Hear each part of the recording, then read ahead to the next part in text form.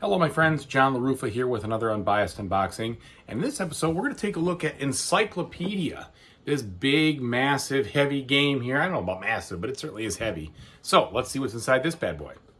Okay folks, and as usual, please like and subscribe to my YouTube channel if you haven't done so already. If you have done so, I appreciate it. You're really helping me out. And it's just very, very nice to see my audience growing, so thank you. All right, looking at the back here, I love the fact you see the whole game kind of in play. They pepper around the game some information, which is cool, but you can see what you're getting here, and that's a big thing for me. This one seems to be the limited edition that has the mini expansions as well. I'm not sure if this is the deluxe one, or I just got this at my flags, but I don't know if where they got it, if it was anything special like a Kickstarter situation, or if they just ordered it from the manufacturer direct. Not 100% sure. I know that some of the deluxe components came with wood and things like that for some of these, and I'm not sure this one or not. It does say limited edition, so we'll see. And if it does, that explains some of the weight, because it certainly is heavy. All right.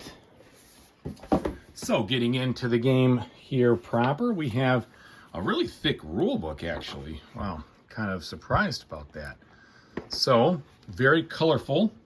It looks like they're using white space quite well. So even though it's thick, it's not ridiculously packed with text. You've got a lot of examples, a lot of pictures. I think it should make learning the game pretty succinct. So it looks like you get to the end of the game on 17 already. And then there's a big annex here with information, and then the solo mode. One of the things that sold me is the solo mode. Of course, I don't buy games at all anymore without a solo mode, but this one has several different situations you can set up, which I think is kind of cool, which will help. And then there's the game. I like they've got the gaming aid at the back. Now I heard that they don't have anything here from an iconography player aid, which is a little bit of a disappointment, but if the gaming aid helps me get through it, that'd be the primary thing. Okay, and the components themselves looks pretty good. I also heard that these little tabs over here play like zero functional part at all. Maybe there'll be something for a expansion, but it doesn't really matter. So they're just kind of a, I don't know what you want to call it, an art piece, so to speak. But we've got medium thick cardboard, so there's definitely some sturdiness here, as you can see, and it's coming out pretty easily, so I don't think I'm gonna have any problems punching it. We'll flip it that way it doesn't fall out on me. All right. Okay, so now we're into the tokens here. So in the collectors, I think those are wood. Maybe that we've got the wooden ones down below or not, I'm not sure. Okay, here's our boxes to hold stuff, which is cool. Okay, then we've got the board. Yeah, it does not look like I have any of those tokens. It's totally fine. I don't mind. Now, this board is, I believe, pretty large here. Let's take a look. So it's going to be a table hog, I'm assuming. Yeah, so it is pretty large, as you can tell. Very long. Gonna have to play with this one in the old sideways mode, regrettably, but that's the deal. So that's the one thing that's tough about games with big boards like this. You end up always having to sit sideways because there's no way you're going to reach across the table from that. So you're going to see things one way or the other.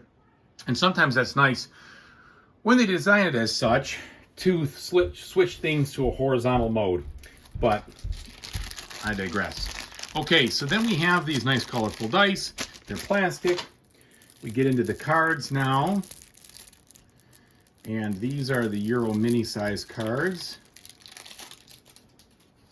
Card quality here. They don't have a texture. They are nice and glossy, and they're pretty thick. Whoops. They're pretty thick, so you're not going to necessarily have to sleeve these if you don't really want to. I'm a sleever, as you all may have known by now. Very functional. They tell me exactly what we're doing, but they do have the smidge of artwork up here and such, so they look kind of thematic, which is cool. All right. And then these cards pointing to different geographical continent locations. Okay. We've got a bunch of wooden cubes here.